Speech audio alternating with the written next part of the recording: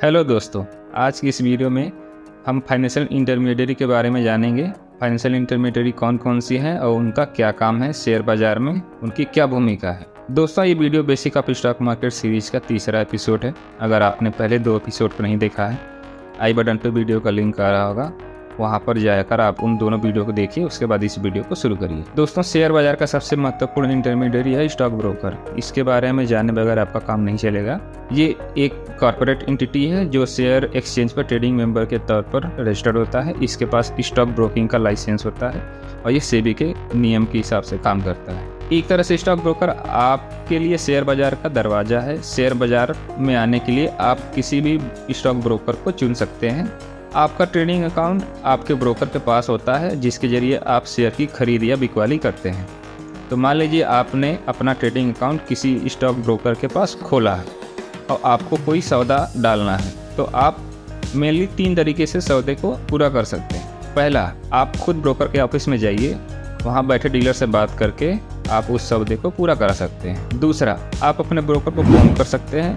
अपनी पहचान, client ID जैसी सूचनाएं देकर आप अपने ऑर्डर को बता सकते हैं और ऑर्डर पूरा होने की सूचना आपको डीलर फ़ोन पर ही बता देगा। दोस्तों, तीसरा और सबसे ज़्यादा पसंद किया जाने वाला तरीका है आप खुद सौदा कर सकते हैं। इसके लिए ब्रोकर आपको ट्रेडिंग टर्मिनल सॉफ्टवेयर प्रोवाइड कराता है, जिस पर आप मोबाइल या लैपटॉप के जरिए लॉगिन करके शेयर बाज़ार में आप लाइव शेयर का प्राइस देख सकते हैं और आप अपने ऑर्डर को प्लेस कर सकते हैं। ब्रोकर आपको कुछ ज़रूरी सुविधाएं देता है, जैसे कि शेयर बाज़ार में शेयर खरीदने की सुविधा, ट्रेडिंग के लिए मार्जिन। इसके बारे में हम बाद में डिस्कस करेंगे। अगर आप फ़ोन पर ट्रेडिंग करना चाहते हैं तो वहाँ ब्रोकर आपको मदद करेगा और साथ ही सॉफ्टवेयर का सपोर्ट भी प्रोवाइड कराए, जिससे आपको ट्रेडिंग में कोई दिक्कत ना आए। हर सौदे का कॉन्ट्रैक्ट नोट जारी करना, ये उस दिन के सौदे का लिखित प्रमाण होता है। आपके बैंक अकाउंट और ट्रेडिंग अकाउंट के बीच पैसे को ट्रांसफर करना, बैक ऑफिस का लॉगिन बनाना, जिससे आप अपने अकाउंट की पूरी जानकारी को देख सकें। दोस्तों, इन सारी सुविधाओं के लिए ब्रोकर आपसे कुछ फीस चार्ज करता है। अलग अलग ब्रोकर आपसे अलग अलग फीस चार्ज करते हैं। आपको वो ब्रोकर चुनना चाहिए जहाँ पे फीस और सुविधाओं का संतुलन सही हो।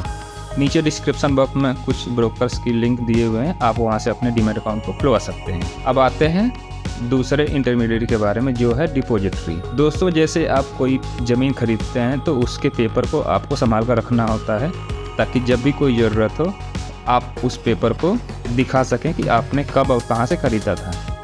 इसी तरह जब आप कोई शेयर खरीदते हैं तो वास्तव में आप उस कंपनी में अपनी हिस्सेदारी खरीदते हैं। तो अपनी हिस्सेदारी साबित करने के लिए आपको शेयर सर्टिफिकेट को संभाल कर रखना होता है, क्योंकि उसमें सारी जानकारी होती है कि आपके पास उस कंपनी के कितने शेयर हैं। दोस्तों, 1996 तक शेयर सर्टिफिकेट कागज़ के रूप में होता था और उसके बाद इसको डिजिटल तरीके से जारी किया जाने लगा। कागज़ के शेयर को डिजिटल फॉर्म में बदलने की प्रक्रिया को डीमटेरियलाइजेशन कहते हैं, जिसे शॉर्ट में हम इसे डीमेट कहते हैं। डीमेट अकाउंट की सुविधा देने के लिए डिपॉजिटरी को बनाया गया। डिपॉजिटरी आपके सभी शेयर सर्टिफिकेट को डिजिटली फॉर्म में रखता है।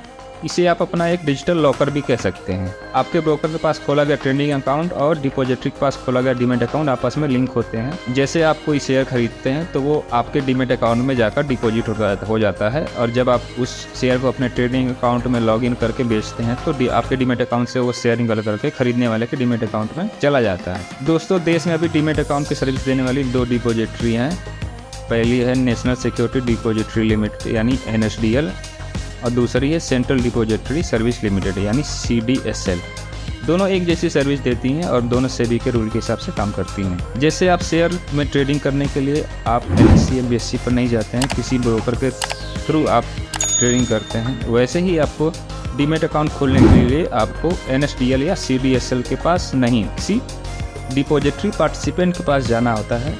ये डिपॉजिटरी पार्टिसिपेंट आपके और डिपॉजिटरी के बीच एक एजेंट का काम करते हैं और ये सेबी के रूल के हिसाब से काम करते हैं। दोस्तों, अब आते हैं अगले फाइनेंशियल इंटरमीडिएरी के बारे में, जो कि है बैंक। ट्रेडिंग अकाउंट से बैंक अकाउंट के बीच पैसे को ट्रांसफ़र करते हैं। ट्रेडिंग अकाउंट और बैंक अकाउंट में एक ही नाम होना जरूरी है। आप अपने ट्रेडिंग अकाउंट से कई बैंक को लिंक कर सकते हैं, उसमें एक प्राइमरी होगा और बाकी सेकेंडरी बैंक्स होंगे। पैसे आप किसी भी अकाउंट से अपने ट्रेडिंग अकाउंट में जमा कर सकते हैं, लेकिन विड्रॉल आपको प्राइमरी अकाउंट में ही होगा। आपका bank account trading account fix depository और रजिस्ट्रार एंड ट्रांसफर एजेंट से भी जुड़ा होता है। अब आते हैं अगले फाइनेंशियल इंटरमीडिएट के बारे में, जो कि है क्लियरिंग कॉर्पोरेशन।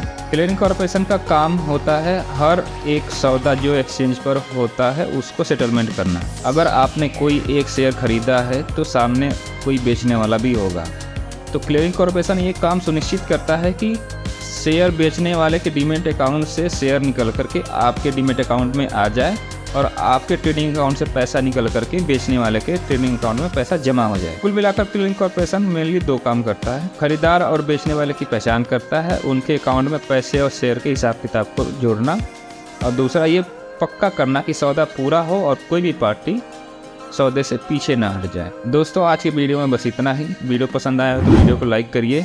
ऐसे ही इन्फॉर्मेटिव वीडियो के लिए चैनल को सब्सक्राइब करिए। मिलते हैं अगले वीडियो में, तब तक के लिए धन्यवाद।